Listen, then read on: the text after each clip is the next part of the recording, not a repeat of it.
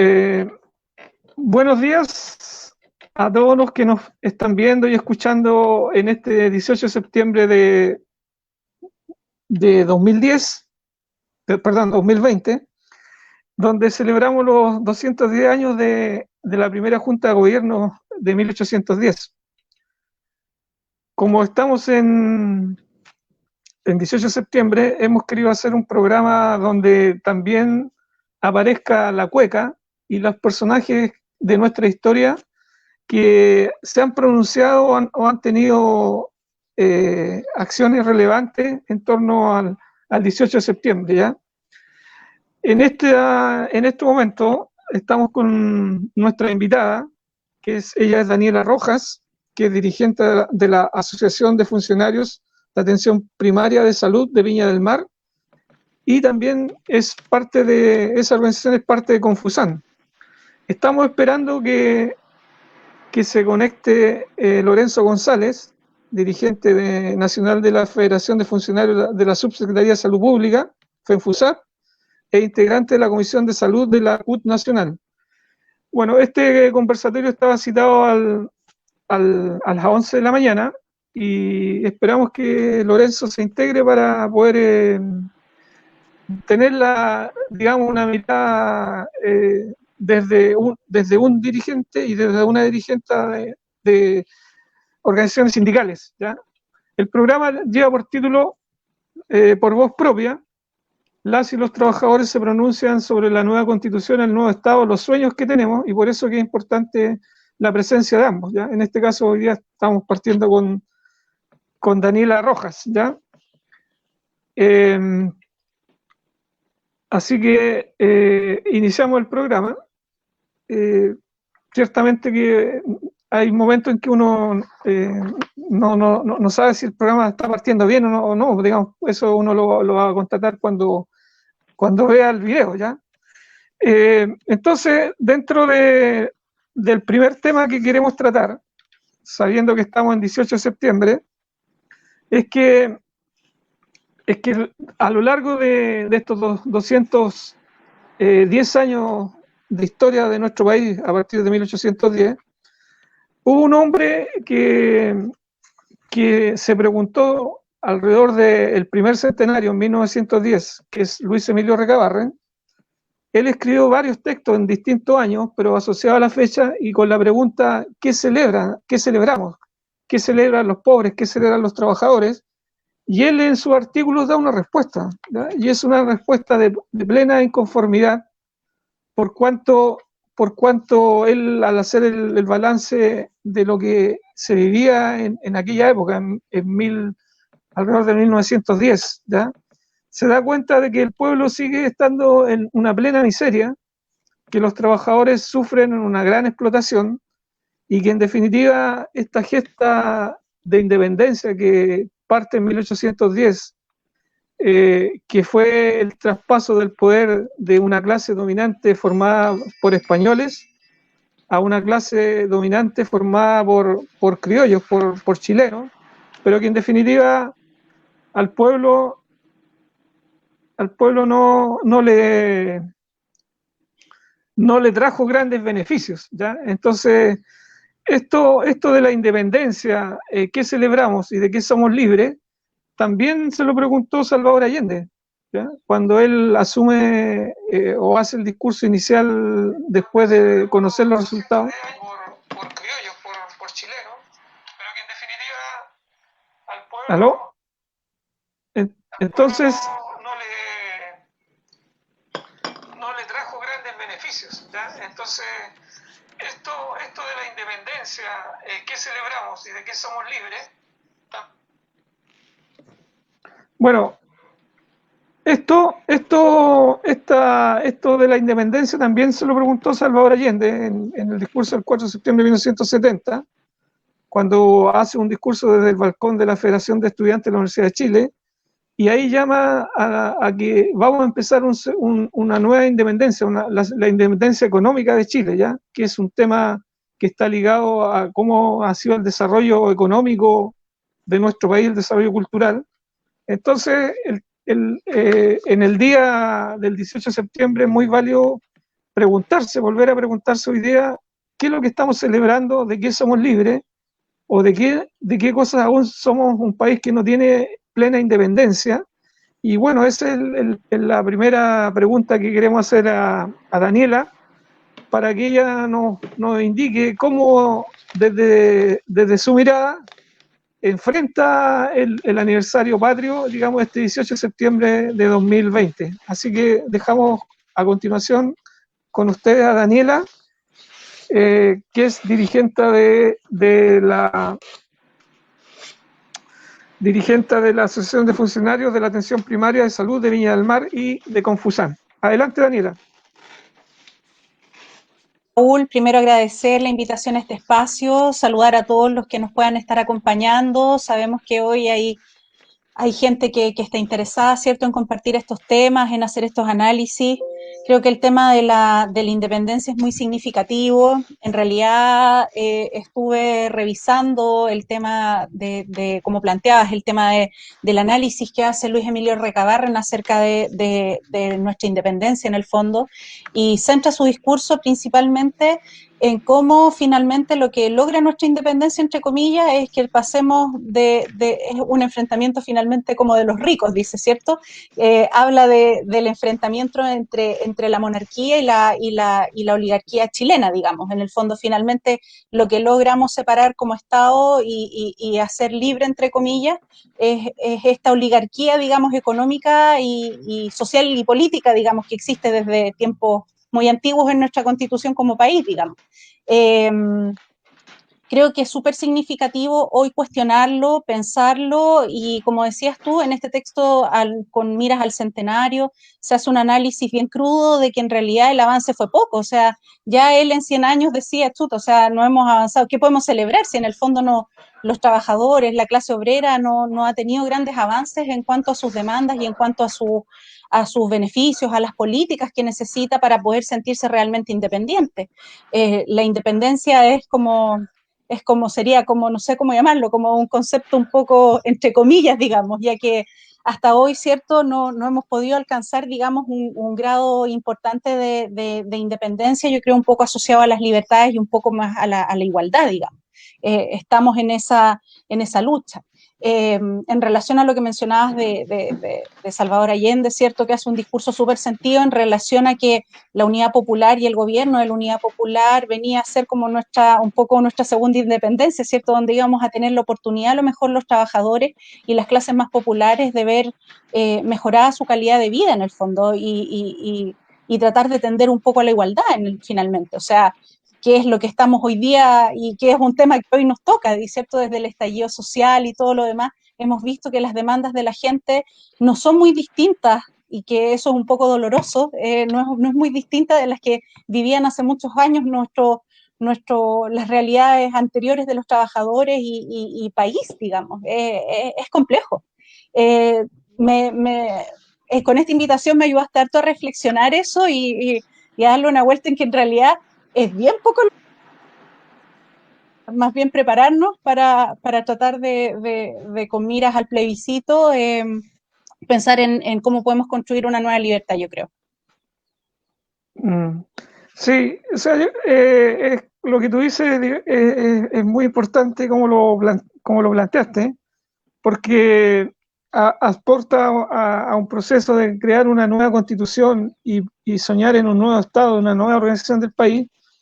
También es muy importante tener presente de qué los queremos liberar, que son cadenas que arrastran nuestra sociedad por centenarias, ¿ya? Y esa pregunta es muy relevante que se pueda responder, porque tiene que ver también con cadenas que son propias de nuestra sociedad, de nuestro territorio, pero también cadenas que cubren la independencia de nuestro país, ¿ya? Y eso tiene que ver con el desarrollo económico, con qué cosas le está permitido o no está permitido que nuestro país haga. Por ejemplo, siempre hablamos del cobre, pero ciertamente no hay ningún interés mundial de que Chile tenga una industria manufacturera de cobre, ¿ya? Porque en el contexto mundial tampoco, digamos, están esas libertades. Entonces, esto de la independencia, la soberanía, 1810, el discurso de Recabarren, lo que pasó con el presidente José Manuel Balmaceda, lo que ocurre con el propio Higgins, que es desplazado del poder, digamos, por la iglesia, digamos, y por la aristocracia que no quería una visión distinta de Chile, y lo propio que ocurrió con Salvador Allende, que también sabemos que el imperialismo norteamericano actuó en Chile y buscó derrocarlo antes que asumiera y durante su presidencia. En el fondo, todo este tema de la libertad, de la independencia, de la soberanía, es un tema muy vigente y que de alguna forma mantiene preso a nuestro país. Por eso es muy importante la pregunta que Recabarren insistentemente planteó: ¿qué celebramos? ¿Ya? Y bueno, eso es lo que es la reflexión inicial de este programa, donde está por voz propia, y hemos escuchado a Daniela Rojas expresarlo, ¿ya? Ahora queremos pasar a la segunda pregunta, que tiene que ver con el tema de la salud, ¿ya? La salud, hemos visto que hoy día estamos en medio de una pandemia que es mundial. Se habla que hay alrededor de 30 millones de contagiados y 1 millón de muertos en el mundo. Cifras que uno podría decir quizás tienen un grado de aproximación a la realidad, pero probablemente sean mayores. Vemos que en el mundo hay esfuerzos por descubrir una vacuna contra el coronavirus, que hay muchos grupos farmacéuticos mundiales que están tras esa carrera, porque obviamente hay una necesidad mundial de que exista esta vacuna, pero también es un gran negocio, o sea, porque si hablamos de una vacuna que se aplique a 3.000, 4.000 millones de personas en el planeta, y esta vacuna va a tener un costo, digamos, el que la descubra va a tener una gran ganancia, y también está en disputa hoy día si los países pobres van a tener acceso o no a la vacuna, ¿ya? Entonces el tema de la salud con esta pandemia nos vuelve a plantear muchas preguntas, y en el caso chileno nosotros tenemos a un gran salubrista que fue Salvador Allende, que fue ministro de Salud, senador, presidente, donde desarrolló el concepto de la salud para los chilenos, y todavía estamos viviendo en algunos aspectos digamos, estos desarrollos de décadas anteriores, ¿ya? Entonces la primera gran pregunta que queremos hacerle a Daniela es ¿cuál es el concepto de salud? ¿Cómo ella ve el concepto de salud? Hay un segundo concepto que está asociado, que son las determinantes sociales. Entonces, sobre esta gran mirada desde ella, que trabaja en la atención primaria, digamos, pero es su mundo, digamos, en la salud de la población, de los niños, de la población que está trabajando activamente, en la tercera edad, de las mujeres. O sea, hay una variedad de cómo se mira la salud, digamos, de la población. Entonces, queremos que ella nos pueda contar, digamos, cómo es el concepto de salud que maneja esto de las determinantes sociales, y una visión, digamos, que también incorpore lo que está pasando hoy día en la pandemia. Así que, adelante, Daniela. Bueno, voy a partir por lo que tú señalabas en relación a la pandemia. Creo que es un tema contingente, que es un tema importante. El gobierno ha sido muy errático en cómo ha conducido, digamos, esta pandemia. Se ha evidenciado claramente que están los intereses económicos muchas veces por sobre el interés de la vida, el bienestar y la salud de la población. Las medidas han llegado muy tarde. La atención primaria de salud ha sido muy excluida de estas mesas, digamos, de coordinación, la mesa COVID, que es como, entre comillas, la instancia de participación que se estableció con FUSAM, que es el gremio que representa a la mayor parte de los trabajadores de la salud primaria, digamos, fue excluida, digamos, de esta mesa. Por tanto, no pudo tener una voz activa en temas que son súper contingentes y importantes. Nosotros tenemos un trabajo importante con los territorios, nosotros somos lo más cercano, digamos, a la salud que pueden experimentar las poblaciones y de manera más directa la gente. Lo que pasa acá con respecto al COVID, súper importante lo que tú señalas, o sea, hoy en día tenemos un catastro aproximado. Yo creo que a lo mejor en un par de años más vamos a saber realmente cuál fue el impacto cuando miremos de manera retrospectiva, ¿cierto? Y veamos qué tanto pudo ser, digamos, en términos concretos las muertes, y se van a poder ajustar un poco más las cifras. para estimar el real impacto de esta pandemia. Respecto de la vacuna, han llegado algunas vacunas, digamos, experimentales, ¿cierto? Que están tratando, hay una competencia grande, como tú dices, de las farmacéuticas, una lucha por encontrar, ¿cierto? Un acercamiento o una cura al COVID, eh, que vendría a poder devolvernos, entre comillas, un poquito la normalidad en cuanto al desplazamiento, ¿cierto? Y a poder integrarnos a nuestras actividades nuevamente, pero ahí también entra el tema del acceso y del dinero, ¿cierto? De cómo las industrias farmacéuticas tampoco se mueven precisamente por el bienestar. Sí, habitualmente lo suyo está mucho más ligado a un tema mercantilista y de negocio, digamos, que es complejo cuando uno lo piensa de esa manera y dice, pucha, iremos a tener acceso nosotros. Creo que también es algo que nos tenemos que cuestionar un poquito y preguntar si vamos a poder acceder, digamos, ¿cierto?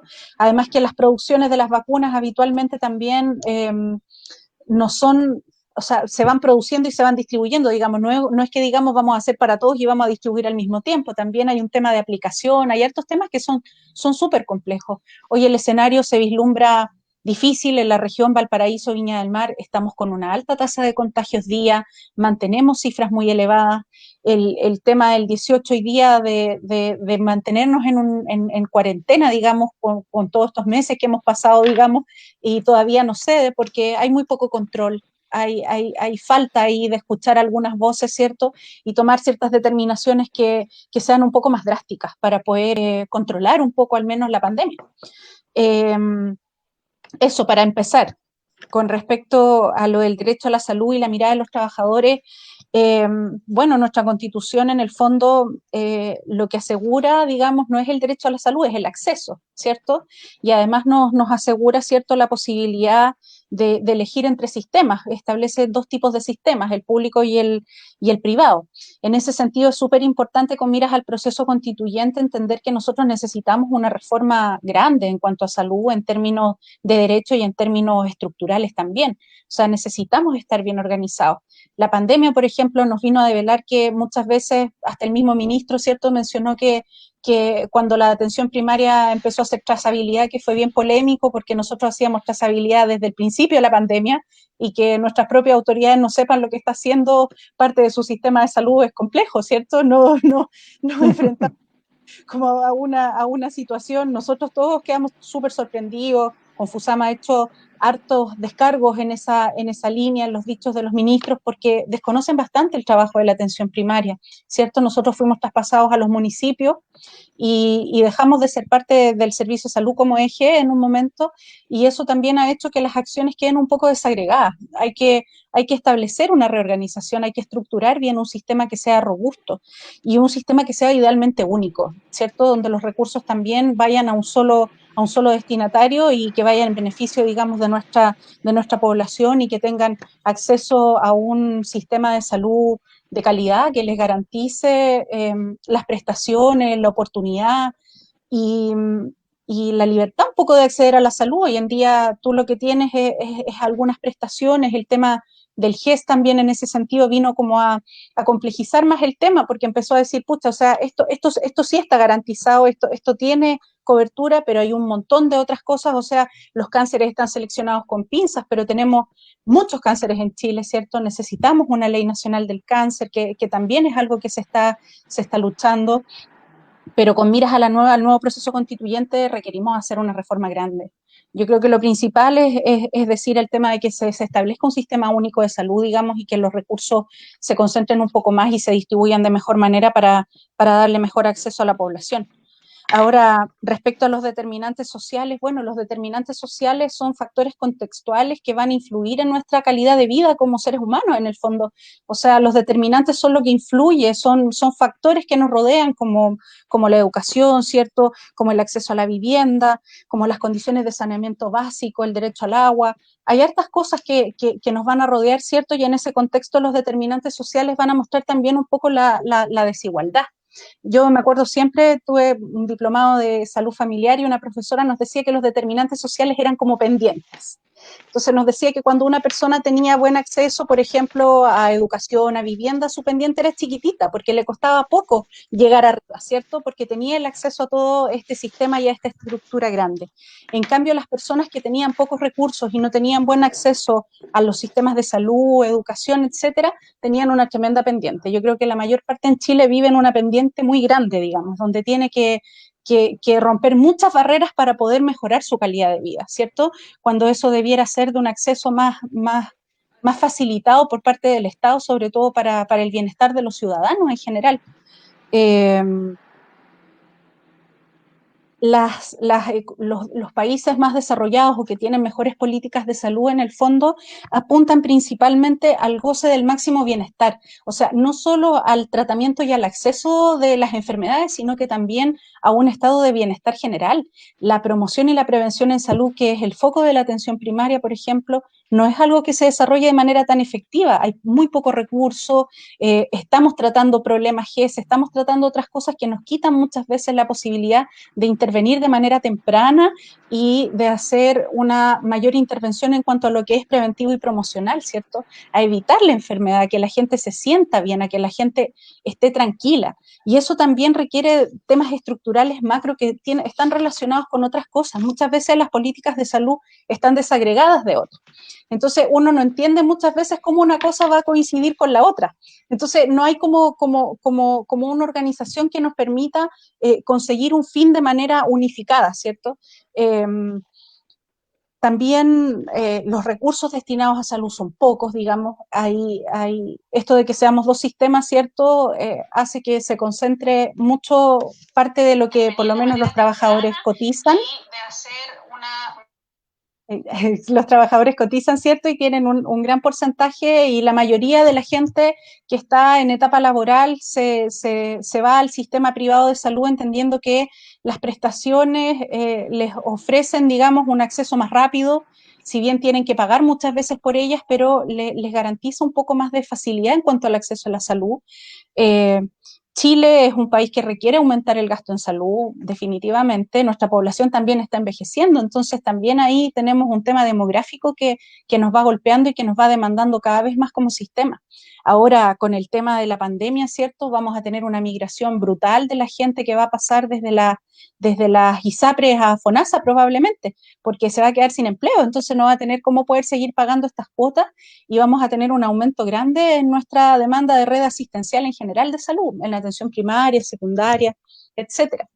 Entonces, es complejo el escenario. En cuanto a la atención primaria, por lo menos nosotros requerimos, con FUSAMA cifrado alrededor de los 10.000 pesos, el aporte per cápita mínimo que debiera ser para cada usuario de manera mensual, digamos, y actualmente estamos alrededor de los 7.200 pesos.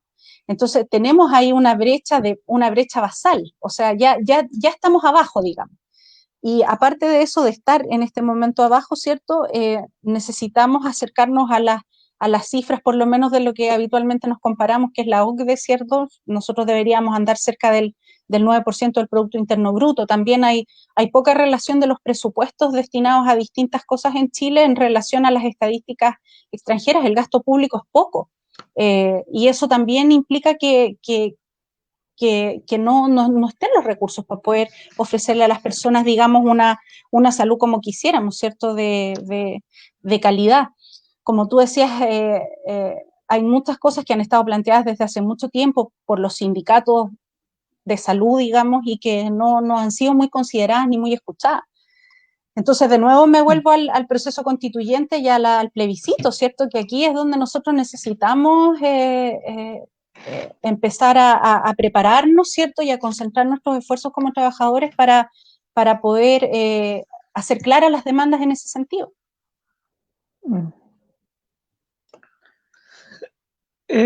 Interesante, digamos, los aspectos que tocaste y que dan cuenta de las carencias que tenemos como, a pesar de que llevamos 210 años como república independiente, entre comillas, no hemos logrado resolver los problemas básicos que tienen que ver con la vida, ¿ya?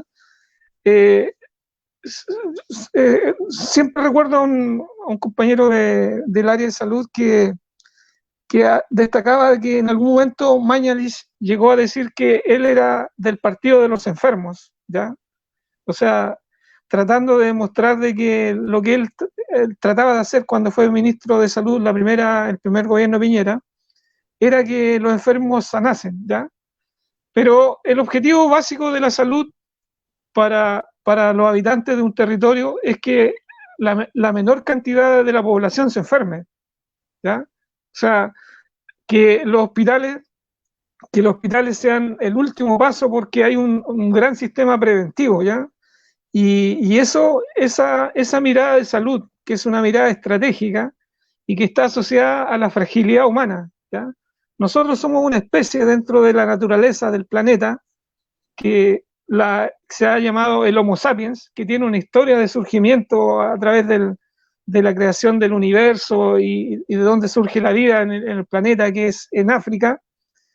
El hombre se desplaza y coloniza muchos territorios y se establecen en donde siempre hay agua, hay alimento, se forman las ciudades, y por lo tanto esa fragilidad que hoy día la enfrentamos y la vemos extendida por las condiciones de vida que tiene nuestro país, hacen que necesariamente la sociedad tenga que volcar un gran esfuerzo y una gran atención y un nivel de organización, de disponer de los recursos para que todo lo que hacemos en nuestra vida tenga que de alguna forma atender esta fragilidad, partiendo por las enfermedades. Y el virus del coronavirus nos muestra cuán frágiles somos. Ahora, la vulnerabilidad social está expresada cómo se organiza la sociedad, ¿ya?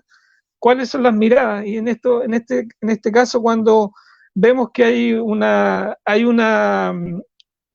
constante, digamos, por ejemplo, si miramos el salario mínimo, algo que estamos discutiendo hoy día, que se va a aumentar de 320.500 pesos a 322.000 pesos, o sea, sube 1.500 pesos, entonces ahí claramente con ese salario la vida está restringida a un mínimo y por lo tanto la fragilidad se aumenta y por lo tanto nadie puede vivir en condiciones saludables de buena vida si tiene un salario mínimo de 320.000 pesos y además si tiene otras personas que van a usar esos recursos, ¿ya? Entonces, esto de la salud es un tema muy importante que tenemos que tocarlo muy bien, junto con otros temas en lo que se está discutiendo hoy día en torno a la Constitución, ¿ya? No sé si quería agregar algo más sobre este punto. Sí, mira, nosotros que trabajamos en los territorios, en relación a lo que tú hablabas, si miramos los indicadores de salud, las personas más vulnerables, las que tienen más, los que están más expuestos, digamos, a contraer enfermedades y tener problemas de salud, son principalmente los más pobres. Nosotros, por ejemplo, cuando vamos a terreno, en los territorios, en las poblaciones, vemos, por ejemplo, el caso de los niños con síndrome bronquial a repetición. Te voy a hablar de una cuestión que de los niños que se resfrían mucho, que tienen problemas respiratorios. Pero cuando tú llegas y ves las condiciones de vida que tiene ese niño, y ves que vive en una mediagua, que no tiene aislación térmica, que es más que eso. No es solamente la salud así como un término aislado. Ahí es donde vienen los determinantes sociales también a aumentar y incrementar esta brecha.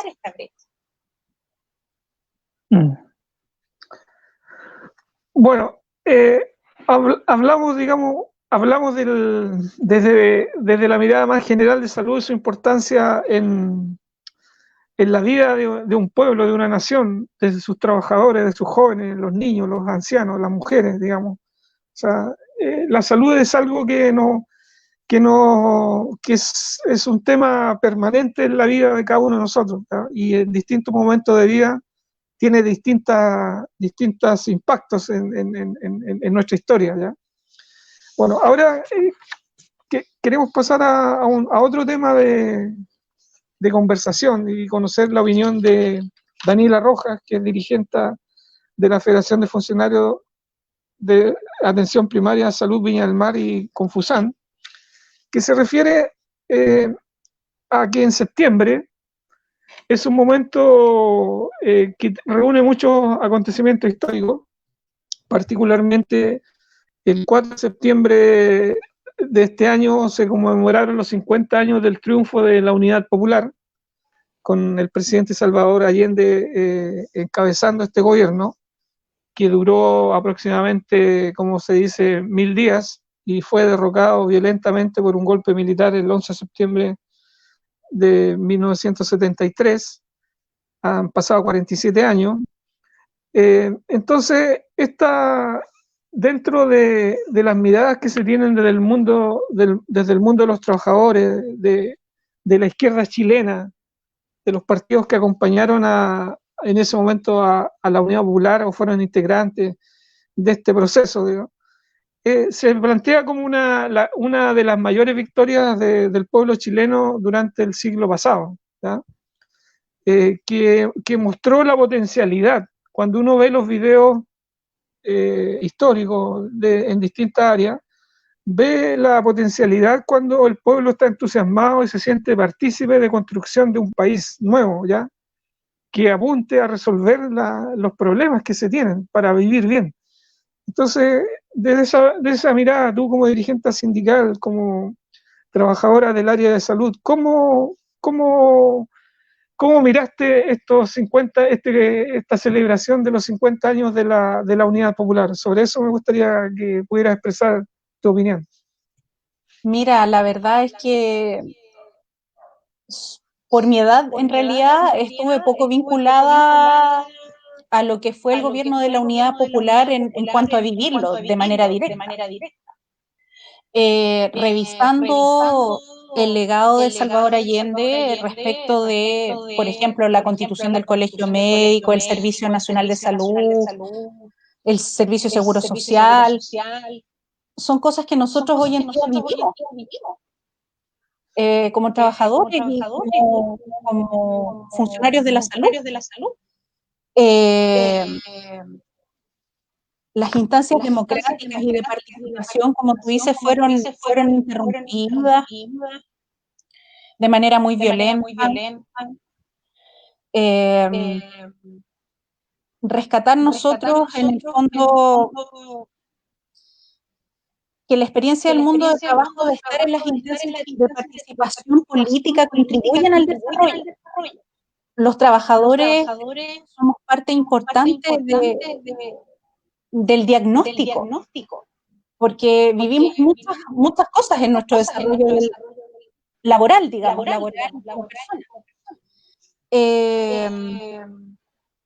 Hubo grandes cambios en la Unidad Popular en beneficio de los trabajadores, ¿cierto?, que fueron interrumpidos abruptamente.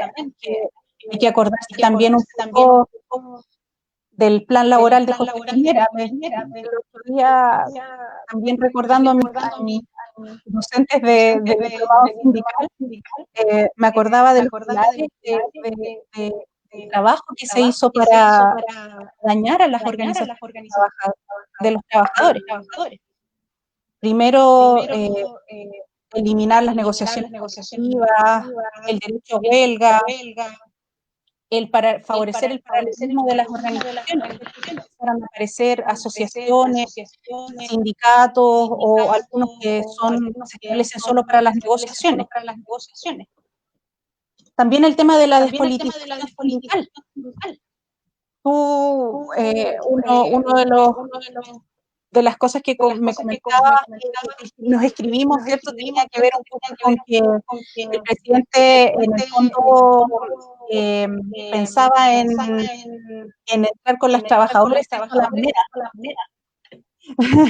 que era volver a darle participación en términos sociales y políticos.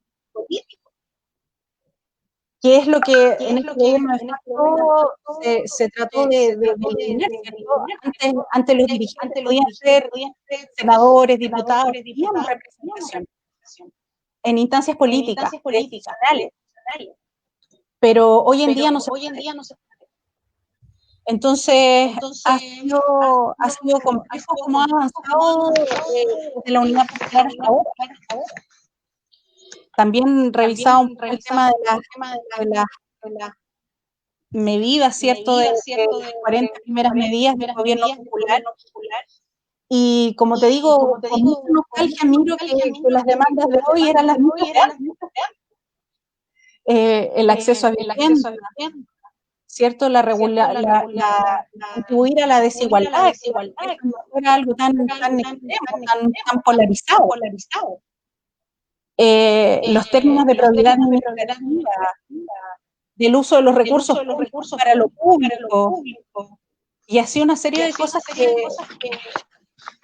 hoy más que nunca son contingentes. Perfecto. Bueno, estamos en el programa que organiza Casa Quintil de Valparaíso, que se llama Por Voz Propia, las y los trabajadores sobre nueva constitución, nuevo Estado. Se acaba de integrar nuestro compañero Lorenzo González, que es dirigente nacional de la Federación de Funcionarios de la Subsecretaría de Salud Pública, FENFUSAP, e integrante de la Comisión de Salud de la CUT Nacional. Bienvenido, Lorenzo. Bueno, habíamos partido de acuerdo a la hora señalada del programa, y hasta este momento con Daniela Rojas, que es nuestra invitada también, hemos hablado sobre distintos temas y para iniciar tu participación en el programa, vamos a hacer un condensado de una pregunta condensada sobre 2 o 3 temas interesantes que es bueno que se conozca la opinión de un dirigente de la salud, digamos, del movimiento sindical. La primera gran pregunta, que ya la tratamos, pero se puede volver a repetir, es cuál es el contexto que celebramos los chilenos hoy día, partiendo desde 1810 a la fecha. Sabemos que Luis Emilio Recabar alrededor de 1910 cuestionó mucho cuál era, después de 100 años de ser independiente, qué logros tenía el pueblo, los trabajadores. Posteriormente, Salvador Allende, en 1970, vuelve a cuestionar y plantea una segunda independencia económica. Entonces, ese gran tema, digamos, que nos pudiera referir una mirada desde tuya como integrante del movimiento sindical chileno. Adelante, Lorenzo.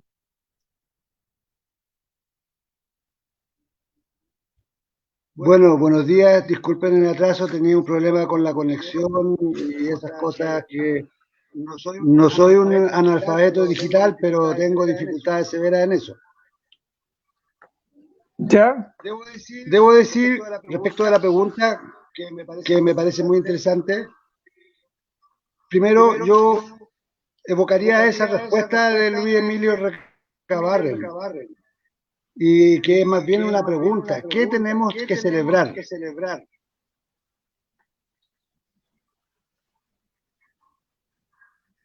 Y yo tengo la convicción más absoluta que no tenemos nada que celebrar. La constitución de la primera junta de gobierno, dirigida por el decrépito Mateo de Toro y Zambrano, lo único que significaba era dar un camino de desahogo a la metrópoli y generar algo que se denomina la emancipación de España por parte de los chilenos, que es un proceso muy parecido, pero que tiene particularidades mucho más regresivas que las que habían ocurrido en La Plata o las que ocurrieron en Chile.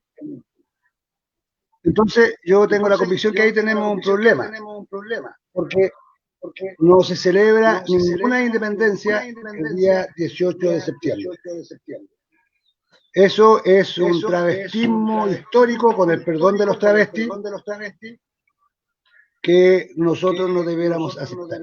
Y porque además nos está imponiendo una conceptualización desde la lógica del poder, desde la lógica de los dominantes, que son justamente aquellos criollos o españoles que participaron de la primera junta de gobierno en el Cabildo convocado en Santiago de Chile. Nosotros tenemos un connotado sanfernandino que fue, yo soy de San Fernando, de Chile, y José Gregorio Argomedo, sanfernandino, fue el secretario de la Junta de Gobierno. Entonces, habrá que entender que tenemos un poco de información como para saber que esto no nos lleva a ninguna parte. Y efectivamente, procesos de trabajo en función de la verdadera independencia del país se han dado posteriormente. Un intento que poco valorado es lo que se hizo durante el gobierno de Balmaceda, que autonomiza el Estado de la Iglesia. Y eso genera un espacio de independencia importante que creo que hay que valorar. Pero por cierto, el Frente Popular levantó también una opción liberadora que implicó el desarrollo de una potente condiciones de crecimiento económico y de fundación de la industria nacional. Y ciertamente, con el compañero Allende, cuando se proclama la segunda independencia, la independencia económica de Chile, a través de los procesos nacionalizadores de la banca, de las comunicaciones y de las riquezas básicas, muestra la línea por la cual debiéramos seguir en esa perspectiva. Eso, compañero. Muy bien. La segunda pregunta para digamos, empatemos donde estamos en este momento en el conversatorio, serían dos temas para que tú los tocaras. Uno tiene que ver con el tema del concepto de salud, o sea, ¿qué es la salud? Ya que es una gran pregunta. Nosotros como especie de Homo sapiens somos frágiles. El coronavirus nos muestra la fragilidad de algo que no vemos, es tan dañino para nosotros en forma individual y colectiva, y cómo paraliza la sociedad, digamos, cómo la obliga a hacer cosas que no estaba preparada, que muestran las grandes contradicciones de la forma como vivimos y de cómo miramos la salud. Por lo tanto, la salud, y asociado a eso está el tema de las determinantes sociales, ¿ya? Y unido con eso, ¿cuál sería tu mirada de rescate, digamos, de valoración, de significancia de los 50 años o conmemoración de los 50 años del gobierno popular y la labor que hizo el presidente Allende durante, algo señalaba, digamos, durante estos 1000 días que se dice que duró este gobierno? ¿Y cuál es la mirada a 50 años que tú tienes, digamos, asociada a esta mayor victoria popular del siglo pasado? Mira, en general esa no es una pregunta baladí, al contrario, tiene un conjunto de proyecciones que voy a intentar desarrollar. Primero, nosotros como Federación de Funcionarios de la Subsecretaría de Salud Pública, FENFUSAP, entendemos la salud, para decirlo en simple, como algo diferente a la enfermedad. Y asociándonos al concepto que tiene la Organización Mundial de la Salud, entendemos y aspiramos a la conquista del bienestar pleno de la población. Y el bienestar pleno de la población incorpora todos aquellos aspectos que tienen que ver con la vida cotidiana. Es decir, tiene que ver con la alimentación, la vivienda, la educación, el deporte, la cultura, la recreación, el ocio. Es decir, tiene que ver con todo aquello que hace posible imaginar la realización de la persona.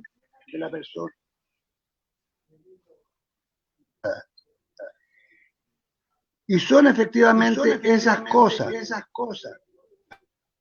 que nosotros reivindicamos, lo que se ha llamado por todos aquellos factores que inciden, que potencian o impiden que la población acceda al bienestar pleno. Y que nosotros hemos planteado que entendemos la salud como una cuestión de seguridad nacional. Porque una nación es una nación que no trabaja, que no vive. Hay que buscar en la relación que a través de la defensa de las determinantes sociales de salud permita que el país funcione. Si nosotros vemos lo que ocurrió en las grandes movilizaciones de octubre del año pasado, que culminaron en marzo, el gran 8 de marzo, el país no producía. Y el empresariado prendió las luces de alerta porque no podía ser que la gente estuviera en la calle, ya que eso conspiraba a su desarrollo productivo. Al no producir, al no distribuir, al no consumir su mercancía, la ganancia que se expresa a través de la plusvalía del trabajo no se realiza. Y lo mismo ocurrió con la pandemia. Durante la pandemia vimos que la mirada desde la autoridad y de la moneda no tenía que ver con la salud, sino que tenía que ver especialmente cómo se incidía en la producción. Y fue por eso que se administraron medidas tardíamente para lograr confinamiento y que la población no concurriera normalmente a sus condiciones de trabajo.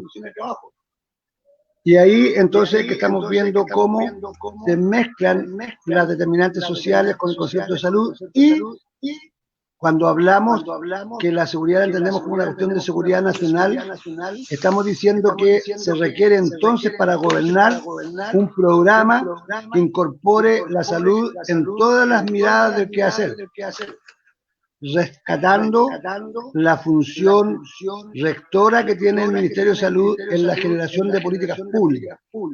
Y el programa de la Unidad Popular, querido compañero, en nuestra perspectiva, era un programa de salud integral, desde la primera a la 40. Suele recordarse el medio litro de leche, suele recordarse la alimentación, la entrega de almuerzo a los niños de enseñanza básica y de media cuyos padres no podían financiarla, el inicio del que habla el plan de alimentación complementaria, pero hay que recordar también las becas, hay que recordar los programas de vacaciones que estaban en medida, la autoridad fiscal, que hubiesen más asesores, no viajes fastuosos al extranjero con plata del fisco. Si uno analiza las 40 medidas, pueden encontrarse con ella en un programa de salud completo. Eso por ahora. Ya, muy bien, compañero Lorenzo. Estamos llegando a las 11:50, nos quedan aproximadamente 40 minutos de programa y vamos a cambiar, digamos, alguna orden de las preguntas que inicialmente teníamos, digamos, y vamos a pasar directamente al tema del plebiscito, ¿ya? Del 25 de octubre. Estamos, una vez que termine este periodo del 18 al 20 de septiembre, van a quedar 5 semanas para el día 25 de octubre.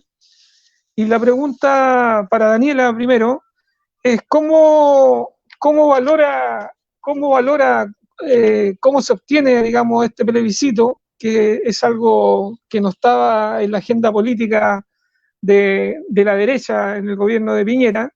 Es una demanda que nace a partir del año 1980, cuando se hace el plebiscito el 11 de septiembre de 1980 para aprobar la constitución de Pinochet, de Jaime Guzmán, de Ortúzar.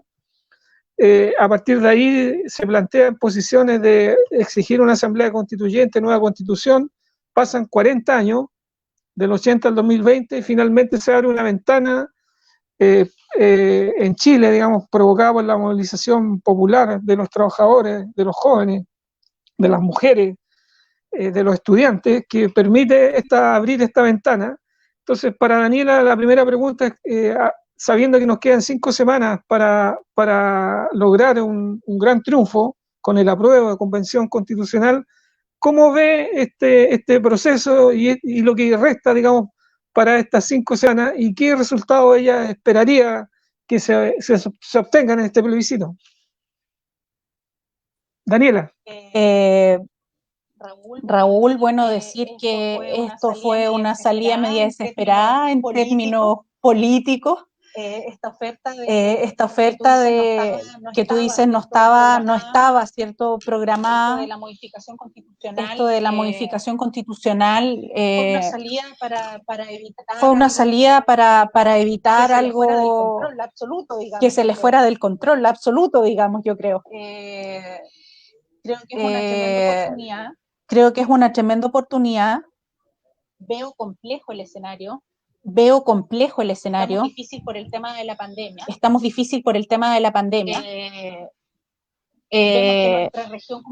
Vemos que nuestra región, como te conversábamos al principio, ¿cierto?, no ha bajado la tasa de contagio. Hay mucha polarización. Empezamos de nuevo, ¿cierto?, con esto como del sí y el no. Como que repetimos, los del apruebo y los del rechazo. El rechazo con un tremendo financiamiento, por ahí algunos documentos, ¿cierto?, de cuánto se está invirtiendo en esta campaña.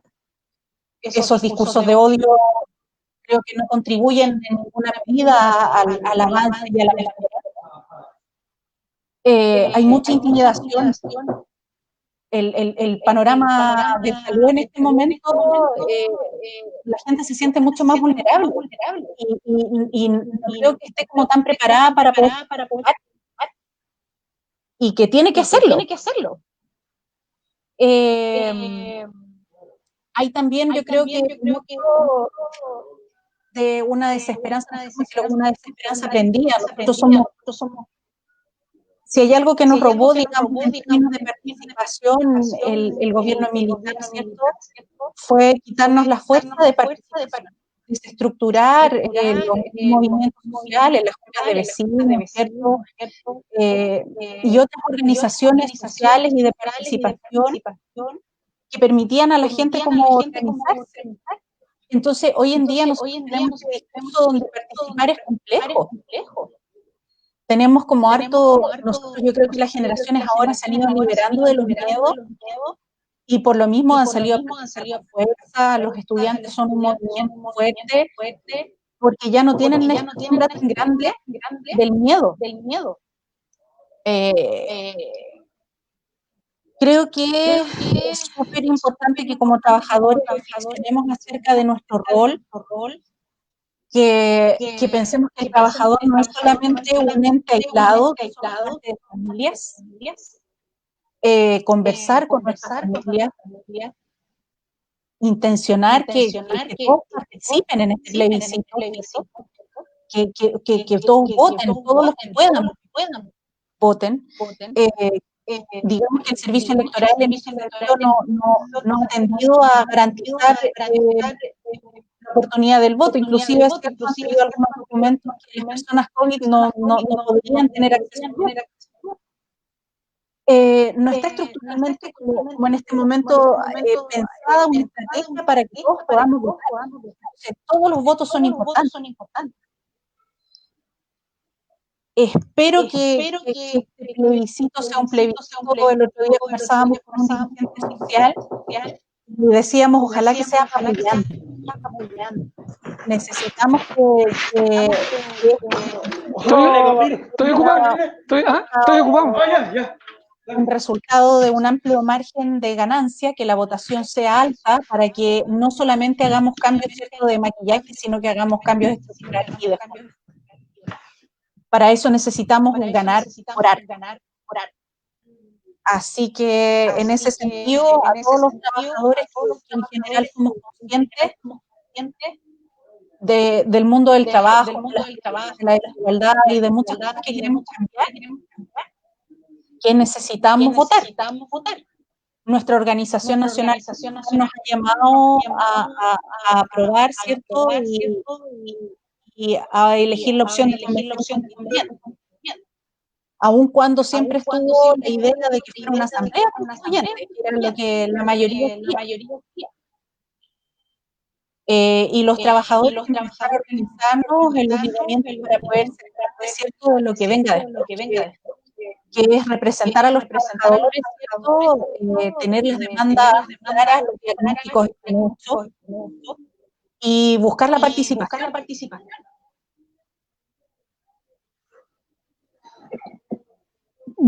Bien. Gracias, Daniela. Nuestro segundo invitado, Lorenzo, al parecer salió de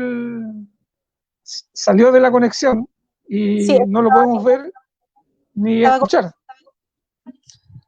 ¿Ah? Estaba con un problema de conexión. Ya.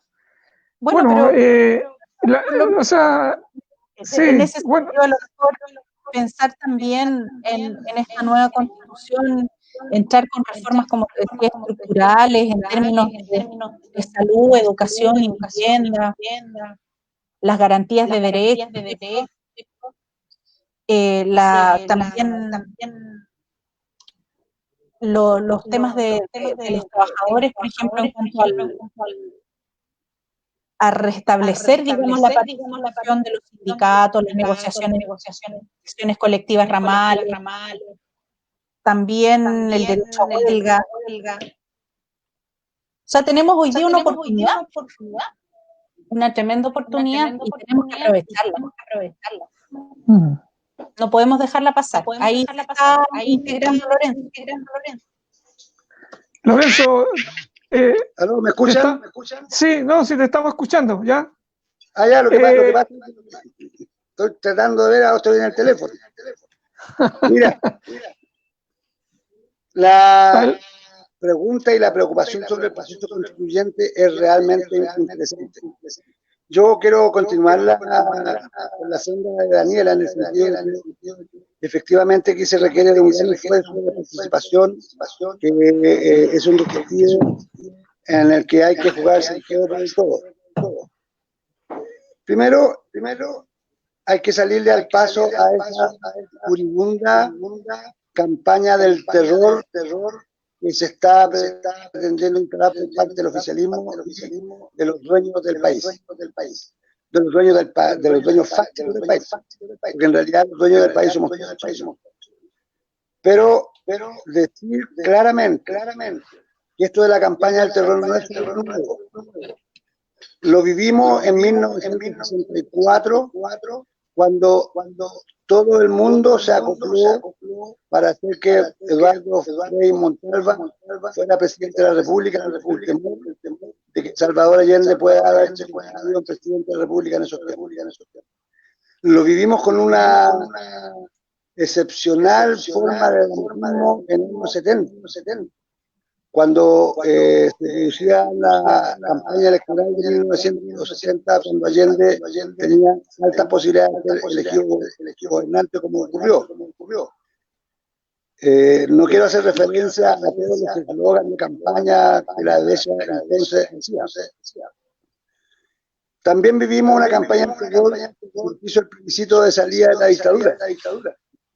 En cada uno de esos el país estaba condenado a priorísticamente al desastre.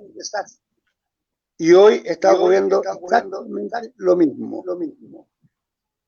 Nosotros como federación hace mucho tiempo establecimos como una sindical la necesidad de lograr cambios estructurales en el país que hagan posible que el bienestar sea una realidad concreta para toda la población.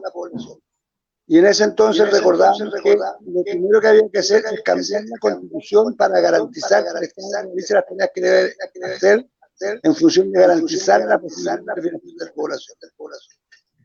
Y eso es súper importante, y entonces nos planteamos cuál es la tarea. Hoy día, claro, en un proceso superestructural, en una negociación desde arriba para calmar calóricamente la conmoción social que iniciaron las grandes movilizaciones que se dieron en octubre, se logra este camino constituyente que yo concuerdo con Daniela que no es el más apto, sin embargo, abre ventanas para arrancar los caminos de transformación. ¿Y cuáles son las transformaciones que necesitamos? ¿Cuáles son los requerimientos? Más allá de las cuestiones jurídicas, para definir la forma de Estado, para definir qué tipo de políticas centrales, digamos, un Estado plurinacional, ¿cierto? Integrado. Pero ¿cuáles son las tareas que deben hacer? Una es la forma del Estado, y otra es las tareas que le vamos a asignar.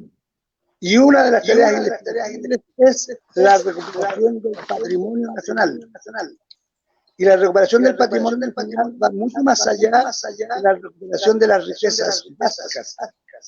Tiene que ver con cómo recuperamos las comunicaciones satelitales, televisión, radio, carreteras, que tienen que ver con comunicaciones. Cómo recuperamos la capacidad del Estado para construir centros asistenciales, centros educacionales, lugares de recreación.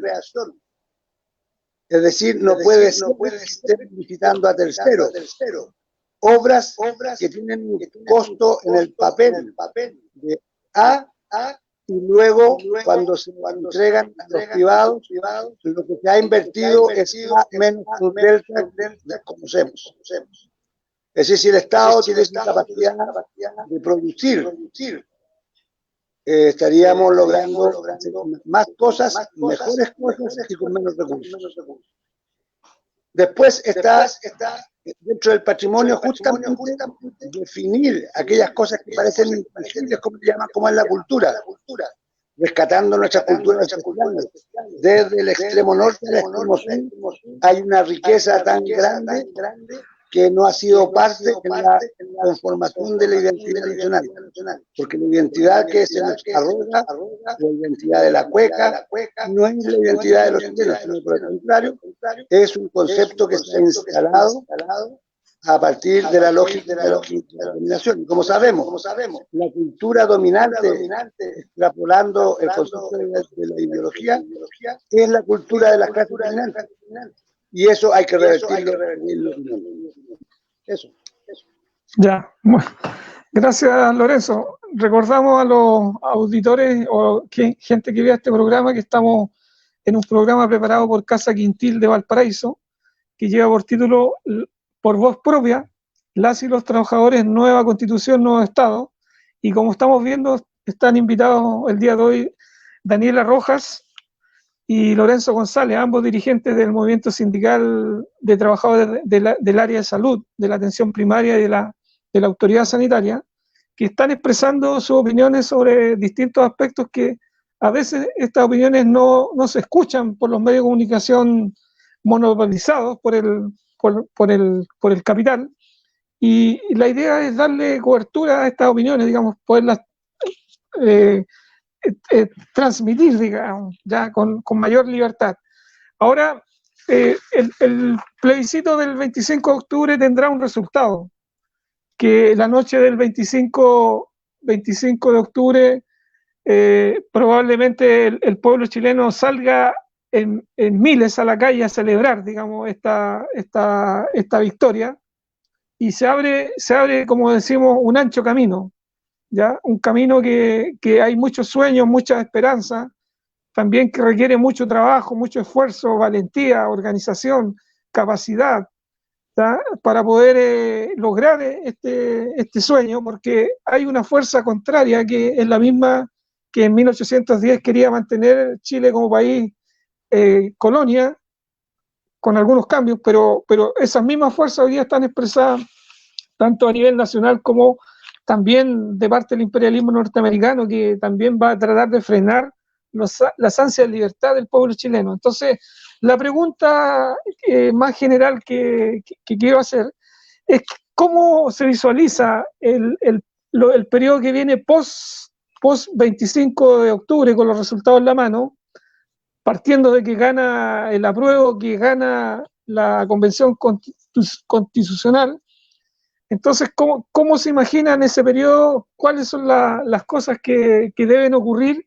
Y una pregunta también muy importante, que es que hasta ahora no hay una respuesta clara en general de todas las fuerzas políticas, es cómo participan los pueblos nativos, los pueblos ancestrales, los pueblos, el pueblo mapuche particularmente, y otros pueblos de nuestro territorio, cómo van a estar representados los y las trabajadoras en los constituyentes, cómo va a estar representado el movimiento social, que es el que logra esta apertura de esta etapa de hacer una constitución con, digamos, que no sea hecha en una pequeña comisión, sino que sea a través de una representación amplia.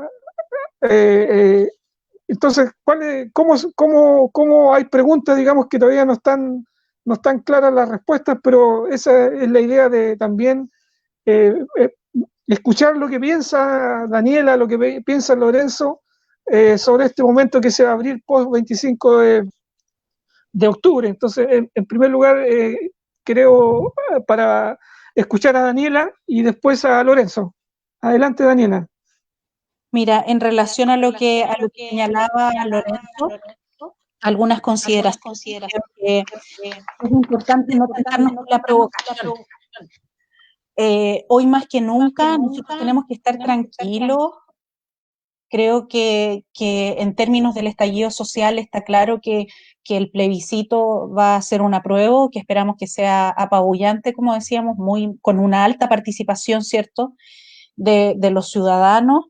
Y no nos tentemos. En redes sociales estos discursos de odio que circulan son súper fuertes. Yo entro en redes sociales, veo los Twitter y me impacta el nivel de odio que contienen esos discursos. Creo que el llamado que nosotros tenemos que hacer es que el cambio es paz. Igual, el cambio no es un enfrentamiento necesariamente tan violento como se plantea.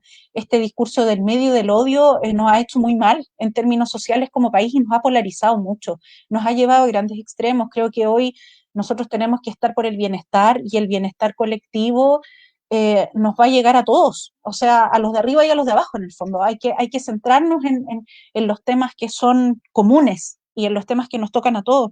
En cuanto a la identidad y a la construcción de nuestra identidad como pueblo que está bien perdida, digamos, en términos educacionales, ¿cierto? Hemos visto como materias como historia, yo me acuerdo que yo tenía educación cívica, siempre me acuerdo de eso, y que eso ya no existe. O sea, hoy en día la educación es poco lo que rescata nuestra identidad como chilenos, en términos de participación y reconocimiento de los pueblos originarios, también el tema de la plurinacionalidad, ¿cierto? Los estados plurinacionales y el reconocimiento de los pueblos originarios, y las cuotas de participación, que era parte de lo que tú también señalabas, Raúl, en cuanto a que es importante establecer cuotas de participación para nuestros pueblos originarios y que también tengan ellos una representación, así como en algún momento se habló de la paridad, ¿cierto?, de género, también es importante que nosotros consideremos a los pueblos originarios.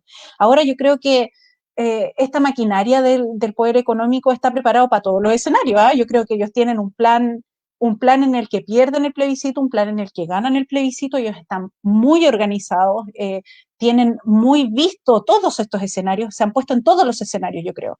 En ese sentido, la atención a la participación, a las cuotas de participación, a las instancias de participación, a que las personas que tengan la posibilidad de presentarse como constituyentes y que sean apoyadas por las organizaciones, ahí las organizaciones de trabajadores de los distintos ámbitos, sectores sociales, ¿cierto?, que cuentan con la posibilidad de ser, que se motiven a ser constituyentes.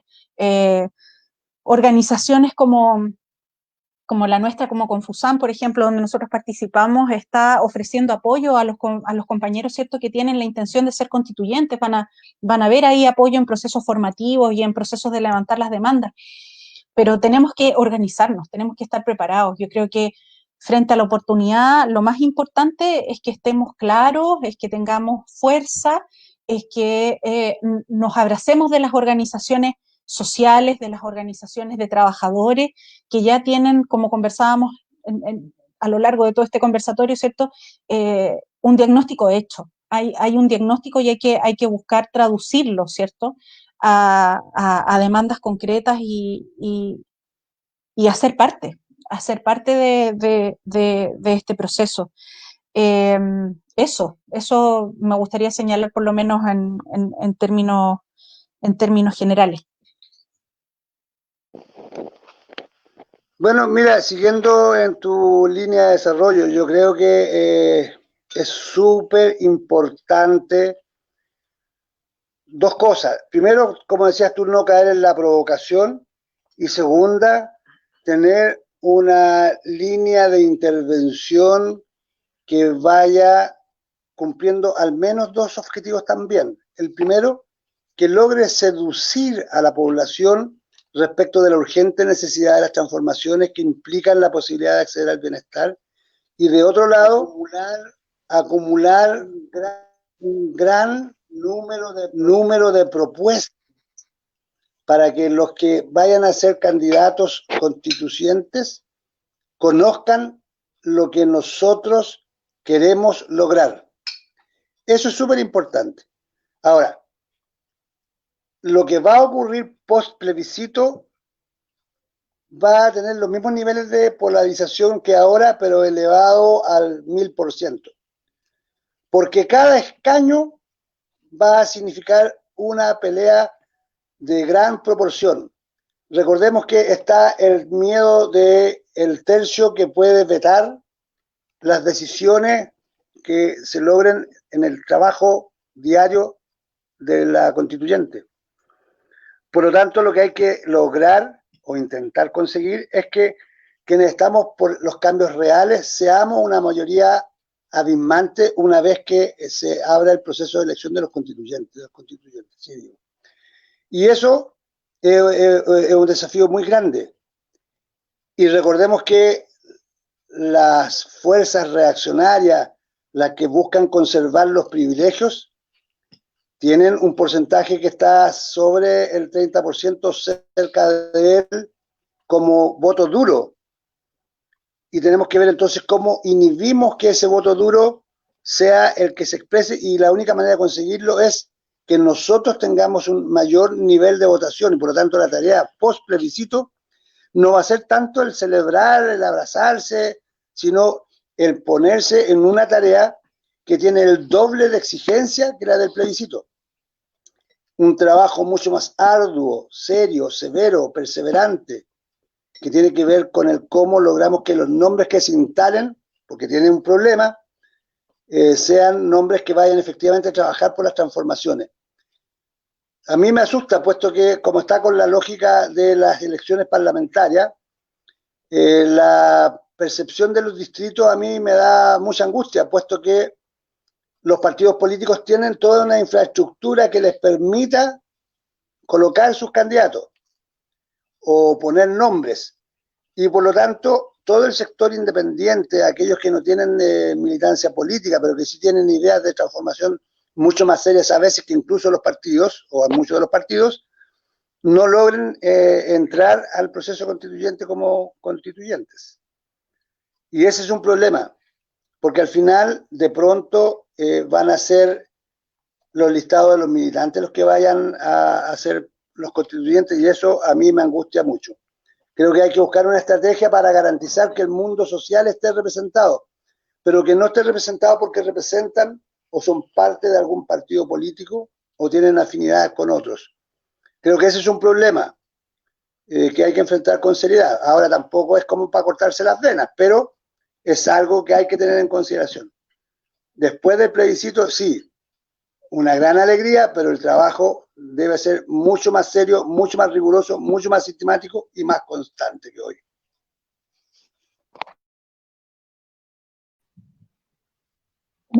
Ya. Bueno, tomando ambas respuestas y viendo que queda poco tiempo, digamos, nos quedan alrededor de 15 minutos de programa, la pregunta que quiero hacerle, digamos, como idea final es, ambos ustedes como dirigentes sindicales, digamos, finalmente están afiliados a la Central Unitaria de Trabajadores chilena, ¿ya? Entonces, ¿cómo visualizan el rol? Los trabajadores en Chile son alrededor de 12 millones, digamos, ¿ya? Aunque la mayoría no tiene contrato formal, la minoría sí tiene un contrato formal, ¿ya? Pero pero es una cantidad de millones de trabajadores, está la central unitaria. Entonces la pregunta es, ¿cuál es el rol que debe jugar la central unitaria post plebiscito? La central unitaria tiene la capacidad, ha generado en otro momento histórico un pliego de Chile, un pliego donde se plasma la demanda de los trabajadores. Hoy día es posible pensar en que elabore o señale claramente cuáles son las ideas o los sueños o lo que esperan los trabajadores de la nueva constitución, pero también puede exigirle a los partidos políticos que se abran con cosas concretas, con números concretos a la participación de las organizaciones sociales, particularmente de la CUT y de otras. Entonces, la pregunta en general es cómo se ve el rol del movimiento organizado a partir de la CUT y hasta la última organización, digamos, la organización de base, que es o la principal, que es el sindicato. ¿Cómo se ve esta participación desde la central unitaria en este cuadro que se va a abrir post plebiscito? En primer lugar, no sé quién, Daniela, y después Lorenzo. Bueno, creo que el rol de la CUT va a ser fundamental. Se requieren, ¿cierto?, las instancias de participación de los trabajadores. Como decía, los trabajadores tienen un diagnóstico hecho, se requiere que participen, pero creo que también la CUT tiene un desafío grande, que es fortalecer la participación de sus bases. Creo que nuestra estructura de movimiento sindical y de participación en las distintas instancias, en algunos sentidos la base se siente un poco lejana. Creo que hay que encantar a las bases, creo que hay que hacerlos un poco partícipes de estos procesos de transformación. Nosotros tenemos una organización todos los años, ¿cierto? Los trabajadores nos agrupamos, por ejemplo, para las negociaciones en la mesa del sector público, ¿cierto? Donde participan nuestras organizaciones de salud y sus representantes, pero creo que es importante fortalecer el rol de la base. De nuestras bases, que lo sientan parte, que lo sientan algo propio, que se empape, digamos, de las demandas más sentidas de la gente. Creo que también es un rol importante de la CUT conducir los movimientos sociales, tratar de apoyar, publicitar también los movimientos sociales. Nosotros, como organización de trabajadores, hoy en día estamos participando en mesas comunales de salud, en mesas de unidad social, en movimientos como No Más AFP, que en el fondo van también ellos a tener personas que van a querer participar como constituyentes, y que tenemos que entre todos hacer una red de apoyo en el fondo para poder levantar estas demandas y que sean instancias participativas de los trabajadores, de las comunidades, y que todos se sientan parte de este proceso de transformación. Creo que en la medida que eso ocurra, va a ser percibido como algo mucho más amable. La polarización, como decía Lorenzo, se va a agudizar y vamos a empezar a entrar en discursos súper extremos, y ahí es donde nosotros tenemos que poner conducción al movimiento, hay que poner paño frío, hay que apoyar, ¿cierto?, a los que participen. Hay que dar fuerza, no hay que tener miedo, que eso es otra cosa muy importante. Y yo creo que en ese sentido la CUT va a tener un rol muy importante, muy, muy importante. Eso. Mira, un gran poeta sueco, Peter Bergman, escribió en un libro que se llama Musiken i Sonatan, un verso que dice: Ljuset kommer underifrån, que en buen chileno significa la luz viene de abajo. Eso apunta a, según mi perspectiva, a hacer un giro en la manera en que se ejerce la función social y particularmente la política. Las organizaciones en general en Chile se conducen verticalmente desde arriba hacia abajo. Los procesos de participación son sumamente incompletos. En general, se delega en quienes cumplen la función de dirigente la capacidad de decidir, y la decisión no incorpora necesariamente la opinión de las bases. Sin las bases no hay organización que se sustente. Sin embargo, nosotros estamos muy mal acostumbrados a que los procesos sean dirigidos desde arriba. Yo he sido bastante observador y crítico respecto de algunos procedimientos. Por ejemplo, cuando se realizan los consejos nacionales ampliados de la central, muchas veces se produce una discusión sobre la cuenta del consejo directivo, se trabaja en eso, se ocupan opiniones, y sin embargo se hace una pausa para entregar los acuerdos del consejo directivo que no fueron sancionados por el consejo directivo ampliado, sino que se sancionan una vez que ya se hizo entrega del comunicado. O sea, eso me parece de muy mal gusto y una muy mala práctica. Y creo que eso hay que revertirlo. Efectivamente, los comunicados, si van a ser parte del Consejo Nacional Ampliado de la Central, deben ser votados por el Consejo Nacional Ampliado, y no solo que el Consejo Nacional acuerde y lo haga presente. Y eso ocurre, compañero, en casi todos los procesos de las organizaciones en gran medida. Es imposible que se sancione un voto político si no tiene el acuerdo de todos los concurrentes en el evento en el cual ese voto político se manifiesta.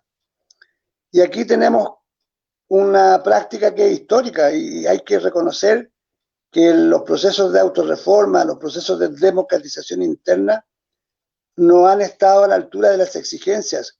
Hoy día los procesos son mucho más horizontales que lo que eran antes, y la capacidad de aporte de la comunidad es mucho mayor, en tanto mayor es la posibilidad de participar. Pero parece que la participación sigue entendiéndose como la pintó Francisco Esteves en los tiempos de la concertación, que básicamente implica la validación de lo que la autoridad o la dirigencia ha instalado.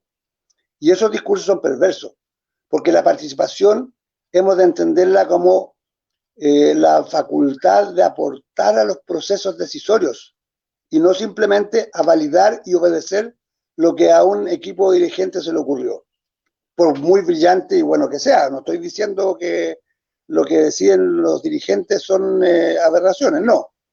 Pero creo que desde la base, desde abajo, hay una capacidad de aporte que no se ha valorado consistentemente. Sí, pero aún con esa limitante, la central tiene un rol fundamental en el proceso de aglutinar el quehacer de los trabajadores. Y yo también tengo una sutileza respecto al proceso de la conducción. Creo que la conducción es tarea de un colectivo que excede o sobrepasa la organización en la que estamos, ¿no? Porque el concepto de conducción que se ha instalado es el concepto de los iluminados, que son los que tienen la capacidad de orientar el quehacer. Y tengo la impresión de que eso no es necesariamente así. Y bueno, ahí hay mucho que discutir, porque en tanto la academia como en los círculos de trabajo, las conceptualizaciones han ido modificando y tienen otro peso. Pero ojo, la conducción no es un tema lineal, y hay que trabajar con una lógica de proceso que incorpore el máximo de componentes allí. Eso no sé si satisface los requerimientos. Sí, bueno, ciertamente hay opiniones que son válidas, digamos, y que hacen sentir de que, como lo vemos, la central unitaria y los trabajadores chilenos, las trabajadoras chilenas, tienen que jugar un rol, porque son la mayoría del país. Estamos hablando, como decimos, de 12 millones de trabajadoras, trabajadores, con o sin contrato, y son los que en definitiva construyen el país, y por lo tanto su organización, que es la central unitaria, tendrá que jugar un rol destacado en el periodo que se abre post plebiscito, ¿ya? Y por eso que una de las consultas era si la central puede tener alguna propuesta constitucional o llegará a tenerla, qué es lo que piensan, y segundo, cómo exige que los trabajadores estén presentes en las listas que finalmente vayan de candidatos en el país, ¿ya? No sé si alguien quiere acotar algo más sobre este punto. Yo puedo decir que la Secretaría de Salud Central de Trabajadores hemos realizado un conjunto de propuestas, y ahora estamos viendo exactamente qué es lo que queremos decir en los constituyentes, para que en los temas de salud estén absolutamente presentes en el proceso de discusión de la nueva constitución. Y la central está también trabajando algunos pilares que hagan posible que la voz y los requerimientos de los trabajadores estén presentes al momento de elegir los constituyentes, puesto que si eso no está presente, no tenemos nada. O sea, tanto como los nombres, lo que los nombres vayan a defender. El proceso de redacción de la Constitución es tan importante como el otro. Perfecto. Daniela, no sé si quiere acotar algo más. No, creo que ya está dicho. Perfecto. Bueno, dentro del programa de hoy teníamos considerado tocar algunas canciones de Víctor Jara, particularmente de cuecas que él cantó. Por un problema técnico no pudimos hacerlo, pero la idea era recordar también a Víctor Jara, que fue tomado preso el día 11 de septiembre en la Universidad Técnica, asesinado el día 16 de septiembre de 1973 con 44 balas, dice que tenía su cuerpo, torturado, digamos, vejado, y que hoy día ha sido también objeto de una agresión con su canción El derecho a vivir en paz, ¿ya? Entonces, como estamos cerrando el programa, le daría, digamos, la última, y agradeciendo la participación de Daniela Rojas, que es dirigente de la Asociación de Funcionarios de Atención Primaria de Salud de Viña del Mar y de la Confusan, y de Lorenzo González, dirigente nacional de la Federación de Funcionarios de la Subsecretaría de Salud Pública, FENFUSAT, e integrante de la Comisión de Salud de la CUT Nacional, que ustedes se pudieran despedir, digamos, de esta participación con alguna idea o digamos, lo que estimen necesario decir de este momento.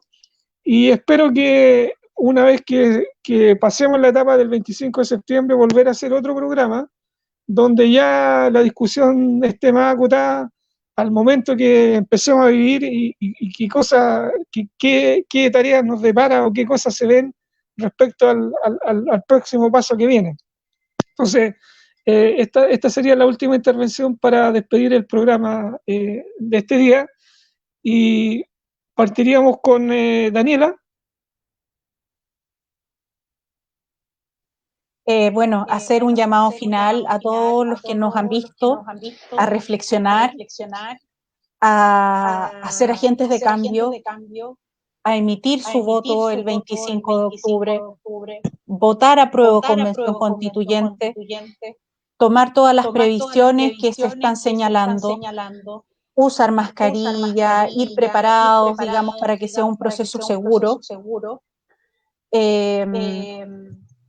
También que nos comprometamos, como decía Lorenzo y como mencionaba Raúl, con este proceso no solo inmediato, sino con las elecciones y alcances que va a tener. Y eso, apruebo, convención constituyente en lo inmediato, y también no dejarnos de caer en los discursos de odio y no contribuir a la polarización.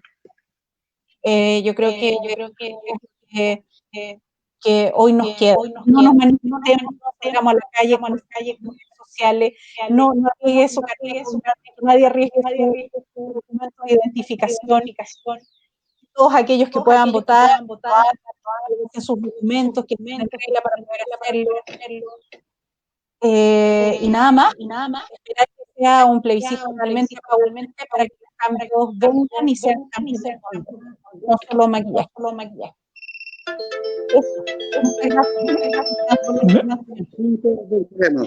Gracias. No hay más opción, no hay plan, todo nuestro. Bien.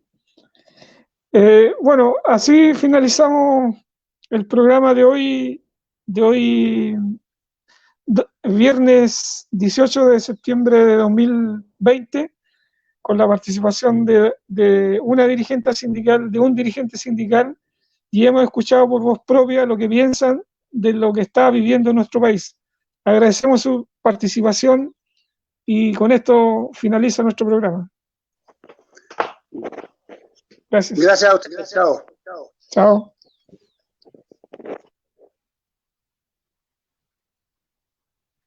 El derecho de vivir sin miedo en nuestro país, en conciencia y unidad, con toda la humanidad.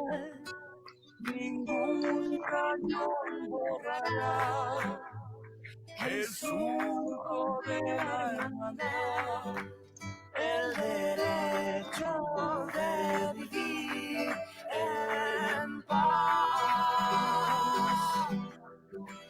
con respeto y libertad. Un nuevo pacto social, dignidad y educación, que no haya desigualdad. La lucha es una explosión que funde todo el clamor, El derecho de vivir en paz.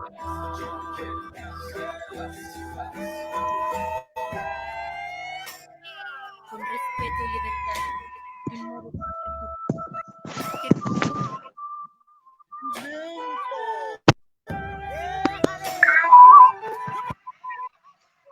Los estudiantes no lo dejarán dormir si usted no los deja soñar.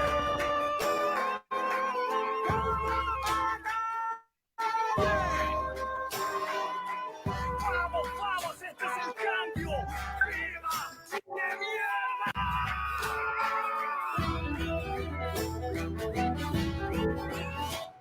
Es la paz nuestra canción, es fuego de puro amor, es valor palomar, olivo del olivar, es el canto universal, cadena que hará triunfar el derecho de vivir en